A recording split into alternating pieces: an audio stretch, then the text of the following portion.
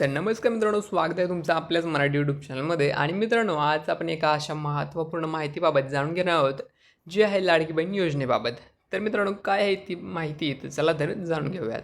तर मित्रांनो, जेव्हा राज्यातील नारी शक्तीचा आपण विचार करतो, तेव्हा सरकारची अत्यंत महत्त्वाकांक्षी मुख्यमंत्री माझी लाडकी बहीण योजना या योजनेवर जितकी टीका झाली, तितकाच त्याला प्रतिसादही मिळाला.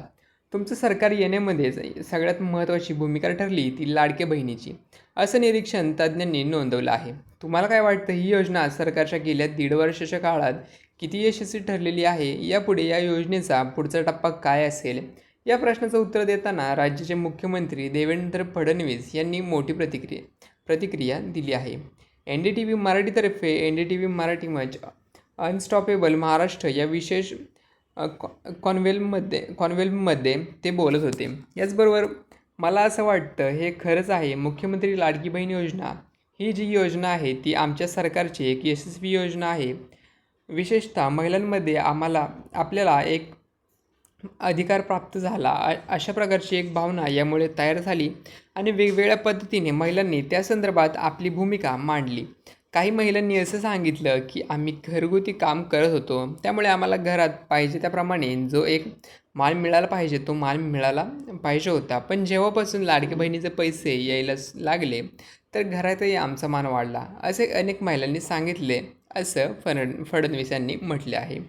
तर याचबरोबर फडणवीस पुढे म्हणाले, काही महिलांनी याचा उपयोग करून आपला छोटासा व्यवसाय उभा केला, त्यातून त्या पुढे गेल्या.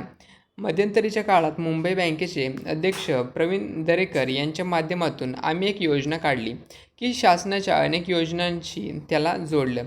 त्यातून इंटरेस्ट सबसिडी त्या योजनेतून घ्यायची आणि कर्जाचा जो हप्ता आहे तो लाडकी बहीण योजनेतून द्यायचा. असं करून जवळपास 5 लाख महिलांना व्यवसायाकरिता 1 लाख 1.5 लाख रुपये कर्ज उपलब्ध करून त्यांना आपण व्यवसाय उघडून दिला. मला असं वाटतं की ही योजना केवळ कोणाला पैसे देण्यापुरती मर्यादित नाही आहे, तर महिलांच्या सन्मानाशी जोडलेली आणि महिलांना बळ देणारी अशा प्रकारची ही योजना आहे. म्हणून मला असं वाटतं की निश्चितपणे या योजनेचं यश तर आहेच. केवळ महिलांना आम्ही 1500 रुपये आता देतोय, पुढे 2100 रुपये देऊ, याच्याने त्यांचं सर्व चांगलं होईल असं नाही आहे. म्हणून आमचा प्रयत्न असा आहे की राज्यात जास्तीत जास्त लखपती दिदी करायच्या. मला सांगताना असं वाटतं की जवळपास आम्ही 50 लाखांचा टप्पा गाठत आहोत. आमच्या राज्यातील 50 लाख बहिणी या लखपती दिदी झालेल्या आहेत. 1-2 लाख इकडे तिकडे असतील, असंही फडणवीस यांनी म्हटले आहे.